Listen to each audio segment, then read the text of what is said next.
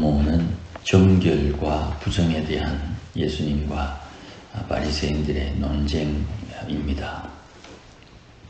제자들이 손을 씻지 않고 음식을 먹는 장면을 예루살렘에서 내려온, 소위 중앙에서 내려온 바리새인과 서기관들이 지적을 합니다.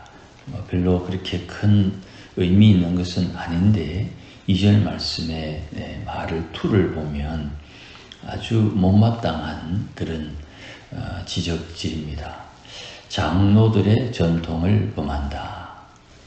장로들의 전통은 그 시대를 유지하는 큰 관습법과 같은 겁니다. 그러니 지금 예수님 시대에 로마의 속국이지요.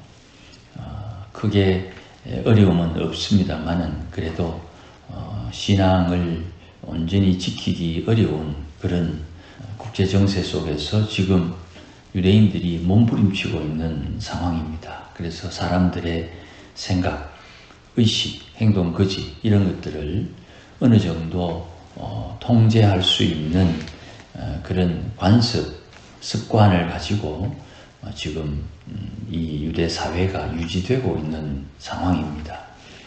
그러니 장로들, 정치적인 리더들이 생각하는 바는 뭔가 구심점이 있어야 되고 그 구심점을 통해서 신앙을 유지하는 것, 이것을 아주 중요한 목표로 삼고 있는 것이죠. 이렇게 예수님의 사역을 자기들의 전통을 훼손한다, 그렇게 생각했던 것 같습니다. 떡 먹을 때 손을 씻지 않아야 한다. 이게 사회에 뭐 그렇게 대단한 것이냐고 생각했지만 이 하나가 무너지면 저것과 다른 것, 연쇄적인 무너짐이 있을 것으로 예상하고 미리 단속을 하는 것입니다. 예수님의 반응은 의외로 좀 강경합니다. 3절 말씀에 보면 너희의 전통으로 하나님의 계명을 범한다 그랬습니다. 사람들의 전통이 하나님의 계명을 범한다. 이건 굉장히 위험한 발상이지요. 그런데 실제로 이것이 예수님 시대에 자행되었고 또 이미 700년 전인 이사야 시대에도 그런 모습이 있어서 이사야가 오늘 본문 7절과 8절, 9절에 언급하는 내용을 우리가 확인할 수 있습니다. 그러면 2000년이 지난 지금도 이 내용은 여전히 유효하다고 볼 수 있습니다. 왜냐하면 우리는 우리 민족의 또 우리 가문의 또 우리 지역의 습관 혹은 관습으로 하나님의 계명을 대적하는 그런 경향이 있기 때문입니다. 교육의 문제도 있을 수 있고 우리가 경험한 경험의 문제도 있을 수 있습니다. 다양한 사회적인 문제를 지적할 수는 있습니다만은 그게 그리 중요하겠습니까? 중요한 것은 하나님의 계명이 무엇에 의해서 반대가 되느냐, 대적이 되느냐, 전통이다 이거죠. 전통. 우리 몸에 익은, 우리 행동거지에 익은, 익숙한 이것에 의해서 하나님의 계명이 배척을 받는다는 것입니다. 그러면 거꾸로 하나님의 계명을 지키기 위해서는 그만큼 어려움이 많다는 것이죠. 하나님의 계명을 기준으로 두어야 되겠는데 내 몸에 익숙한 그 전통을 기준으로 두면 하나님의 계명이 낯설고 하나님의 계명이 별로 중요하지 않게 여겨진다는 것입니다. 하나님 계명이 더 중요하고 좀 심하게 표현되기를 하나님의 계명은 생명입니다. 이것이 사실이지만 계명을 지키지 않으면 죽어요. 그런데 전통을 지키지 않으면 그 사회에서 도태된다고 생각하는 것입니다. 전통의 입장에서 볼 때에 요즘 젊은 것들이 행하는 것, 그것이 문제가 되지요. 하나님의 계명을 중요하게 여겨야 되는 것입니다. 그것을 4절 이후에 예수님께서 하나님의 계명을 바리새인들의 전통으로 대적하는 장면을 5계명으로 설명을 합니다. 부모를 공경하라 했고 아버지나 어머니를 비방하는 자는 죽임을 당하리라. 출애굽기 20장과 출애굽기 21장의 말씀입니다. 부모를 공경하기 때문에 부모를 비방하는 자는 죽임을 당한다. 그런데 자식들의 입장에서 내가 아버지와 어머니를 공경하지 않아도 되는 이유는 내 자신을 하나님에게 드렸다. 나는 하나님에게 드려 하나님을 섬기기 때문에 부모를 섬기지 않아도 된다. 좀 회개한 논리입니다. 이것이 6절에 그 당시의 전통이었다 이 말이죠. 부모님에게 드릴 용돈이라고 좀 쉽게 생각해 보십시다. 부모님에게 드릴 용돈을 하나님을 섬긴다는 이유로 성전에 드린다 이 말이에요. 이것도 해야 되고 저것도 해야 되는데 자식들의 삶의 무게가 너무 무겁다. 그래서 부모님보다 하나님에게 드려라. 그래서 성전에 돈이 모이고 성전에 돈이 모여서 성전 중심으로 정치적인 활동을 하게 되고 전통을 지키고 유대 사회를 유지하는 그 근본의 자리에 하나님의 성전을 두고 있는 것입니다. 그것이 사람들의 생각이고 그것이 전통을 지킨다는 명목하에 하나님의 계명을 범하고 하나님의 말씀을 폐하는 무시하는 행동이었다는 것입니다. 이런 행동을 볼 때 예수님께서 7절 이후에 입술로는 나를 공경하지만 마음은 내게서 멀었다. 하나님의 관심은 마음에 있습니다. 마음, 내 마음. 내가 하나님을 아버지라 부르면 아버지 대신 하나님께서 나의 무엇을 보느냐? 내 행동 것이가 아닙니다. 마음을 봅니다. 왜요? 뒤에 나옵니다만은 행동 것이는 마음에서 나오기 때문입니다. 오늘 본문에서는 입에서 나오는 것 이렇게 되어 있는데 입에서 나오는 것이 마음에서 나온다. 입에서 나오는 것이 행동으로 이어진다. 마음에 선을 쌓아 선한 것이 나오고 마음에 악을 쌓아 악한 것이 나온다. 나는 선한 것을 말하고 있지만 내 마음에 쌓은 악이 나는 선한 것을 말하지만 악이 나온다. 사람의 계명으로 교훈을 삼아 가르치니 나를 헛되이 경배하는도다. 하나님의 계명을 가르쳐야 되는데 사람의 계명을 가르칩니다. 그러면서 하나님을 경배한다고 말합니다. 내가 지금 무엇을 하고 있는지 모르죠. 내가 지금 무슨 짓을 하고 있는지 내가 모른다 이 말입니다. 나는 분명히 하나님의 계명을 가르친다고 생각하는데 그게 하나님의 계명이 아니라 사람의 계명, 전통이었다는 것이죠. 그래서 예수님께서 10절에 주위에 있는 무리들에게 말합니다. 듣고 깨달으라. 입으로 들어가는 것이 사람을 더럽게 하는 것이 아니야. 입에서 나오는 것이 사람을 더럽게 하는 것이다. 우리는 지금 계속 이 명제를 가지고 실험을 합니다. 명철은 이 명제를 기준으로 모든 것을 평가하면 되는 거예요. 입으로 들어가는 것이 사람의 몸을 아프게 하고 사람의 몸에 병이 오게 하는 위생은 되지만 사람 자체의 죄와 악을 만들지는 않는다. 사람 마음에서 나오는 것이 사람을 더럽게 하고 악하게 한다. 이 말을 들은 제자들이 예수님에게 묻습니다. 12절 말씀에 바리새인들이 이 말씀을 듣고 걸림이 되었다. 실족했다. 그렇게 이야기를 합니다. 이 말씀에 대해서 예수님의 13절 14절 말씀은 어마어마한 말씀입니다. 하늘 아버지께서 심지 않은 것은 뽑힌다. 다 심겨져 있는데 심겨져 있다고 인정받는 것이 아니라 하늘 아버지께서 심지 않은 것은 뽑힌다.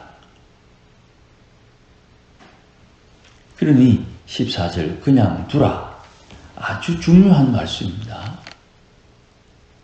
하늘 아버지가 심지 않은 것은 지금 심겨 있는 것처럼 보이지만 때에 맞추어 뽑힐 거예요. 맹인이 맹인을 인도하면 둘 다 구덩이 빠진다. 이게 예수님의 반응입니다. 걸림돌이 되어서 실족한 자에 대한 주님의 평가. 하나님의 말씀을 듣고 실족하는 사람이 있지요. 시험이 아닙니다. 실족입니다. 베드로가 답답해서 예수님, 이건 또 무슨 말씀입니까? 이렇게 물으니까 예수님께서 아직도 깨닫지 못하느냐. 입으로 들어가는 배로 들어가서 뒤로 빠져나가는 것인데 입에서 나오는 것은 마음에서 나오기 때문에 그 마음의 것이 나오면 사람을 더럽게 한다. 마음에 있으면 무엇이 있는지 모르겠지만 마음에 있는 것이 행동으로 나온다. 자, 여기에서는 내가 나를 보는 것도 내가 내 주변에 있는 사람들을 보는 것도 이것이 기준이 되어야 되는 겁니다. 명철, 밝은 생각, 무엇이 기준인지 묻지도 따지지도 않는 그것, 명철. 아하, 저렇게 말하는 것 보니 저 사람에게 악이 있구나. 아하, 저 사람이 선이 있구나. 사람의 말에 속으면 안 됩니다. 저 사람의 마음에 계명이 새겨져 있느냐, 요걸 봐야 됩니다. 모든 사람은요, 내하고 너하고 둘이 만났을 때는 이해 당사자로 만납니다. 내가 유익하고 네가 상대적으로 손해를 보거나 네가 이익을 보거나 내가 손해를 보거나 너도 손해 안 보고 나도 손해 보지 않거나 이익 당사자로 만나면 내가 잘났다 네가 잘났다가 되는데 이해관계로 만나지 않으면 모든 사람은 다 너그러워지는 것입니다. 내게 손해가 되지 않으니 네가 무슨 일을 하든 나는 간섭하지 않는다. 너그러워지는 것입니다. 내게 손해가 되면 그 손해되는 것을 방어하기 위해서 다툼이 발생하게 되는 것입니다. 그러니 사람의 마음에서 나오는 것이 그 사람 속에 무엇이 있는지를 발견하게 되는 것입니다. 자, 여기서 입에서 나오는 것을 강조하는 이유는 먹는 것을 이야기하기 때문에 입에서 나오는 것을 예수님이 지적하는 것입니다. 2절 말씀에 떡 먹을 때 손 안 씻으니까 씻지 않은 손으로 먹으면 사람이 더러워진다. 이 회개한 논리, 위생의 논리인데 종교적인 논리로 변환시켜서 하는 이야기죠. 19절에 왜 마음에서 나오는 것이 그 사람을 더럽게 하느냐 하면 마음에는 악한 생각, 살인, 간음, 음란, 도둑질, 거짓증언, 비방 5, 6, 7, 8, 9 계명이 다 들어가 있죠. 5, 6, 7, 8, 9 계명이 추구하는 바는 마음에 더러운 것을 제거하기 위해서 그 계명이 주어진 거예요. 내 마음의 탐심과 욕심은 5, 6, 7, 8, 9 계명으로 회개해야 탐심이 없어지는 거예요. 세상에 욕심 없는 사람이 어디 있습니까? 없지요. 계명이 마음에 새겨지면 새겨질수록 욕심이 없어집니다. 예수님 말씀처럼 그냥 둬라마. 이래도 한 세상 저래도 한 세상. 그러나 이래도 한 세상 저래도 한 세상 살았는데 모두가 다 하나님 앞에 심판받을 날이 있으니 그날에 하나님께서 우리를 어찌 평가하는지 그 하나님의 평가 앞에서 책망받지 않을 준비를 하면 되는 것입니다. 사람의 전통으로 하나님이 평가하지 않습니다. 하나님의 계명으로 평가합니다. 이거는 내가 잘했다, 네가 못했다 이야기 아닙니다. 사람이 잘했다 못했다로 평가받는 게 아닙니다. 사람의 마음이 하나님을 기쁘시게 하느냐, 이게 하나님의 평가 기준이에요. 사람은 사람의 마음을 보지 못하지요. 그러나 하나님은 그 사람의 마음 중심을 보시니까 그때 나는 그럴 수밖에 없었다. 하나님 앞에는 안 통하는 것입니다. 그러니 사람을 더럽게 하는 것이 무엇이냐? 이 종교 지도자들은 전통을 범했다. 예수님은 계명을 범했다. 나는 무엇을 선택해야 되느냐? 주의 말씀을 따라 계명을 기준으로 삼아야지. 계명이 내 행동것이 기준이 되어야 되고 세상 사람들과 어울려 살기 때문에 주위의 사람들에게 영향을 받을 수밖에 없지요. 그러니 주위의 사람들이 하는 말에 영향을 받지 않기 위해서 내 마음 빗속에 계명을 새겨야 된다. 주의 계명대로 살지 못했으니 용서하옵시고 주의 계명대로 살겠으니 힘을 주시옵소서. 주의 계명대로 살기를 원하옵나이다. 주의 계명이 내 발의 등이 되게 하옵소서. 이게 내 마음에 새겨지고 새겨지고 새겨지면 내가 결정적인 순간에 하나님의 계명을 선택하는 사람이 되어 있는 거예요. 그것 때문에 기도하는 것입니다. 그것을 위해서 오늘 내가 하나님 앞에 말씀을 내 마음에 새기는 것입니다. 감사해라, 찬송해라, 사랑해라, 자비를 베풀어라, 긍휼을 베풀어라. 모든 것이 다 동일한 방식입니다. 주께서 말씀하기를 불쌍히 여기라 해서 내가 주의 말씀에 순종하면서 불쌍히 여기지 내가 지금 다른 의도가 없다. 왜 다른 의도가 없겠습니까? 있겠지요. 그러나 그 다른 의도를 내가 좀 뒷순위로 미루고 내가 지금 주님 말씀에 순종하기 위해서 애를 쓴다 하는 거기에 초점을 맞추는 것입니다. 내 마음이 하나님 앞에 어떻게 평가받을 것인가, 이게 중요한 것입니다. 아무쪼록 하나님 앞에 내 마음을 잘 다스려서 내 마음에 좌정하신 성령, 내 마음에 임재하신 하나님을 따라 내 인생 주님의 손길로 인도받아 하나님을 기쁘시게 하는 하나님의 권속들이 되기를 주의 이름으로 축복합니다. 기도하십시다. 주님 감사합니다.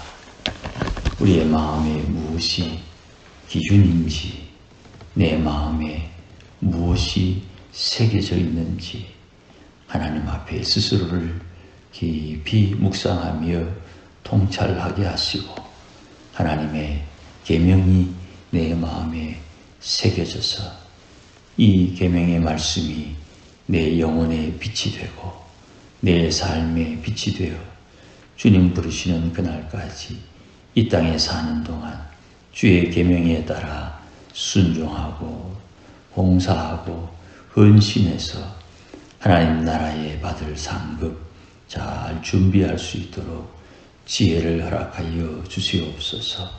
세상에 살고 있기에 흔들리기도 하고 주위의 영향을 받을 수도 있겠으나 주님, 주의 말씀에 따라 살고 하나님 앞에 하나님 기뻐하는 삶을 살도록 인도하여 주시고 역사하여 주시옵소서. 예수님의 이름으로 기도하옵나이다. 아멘.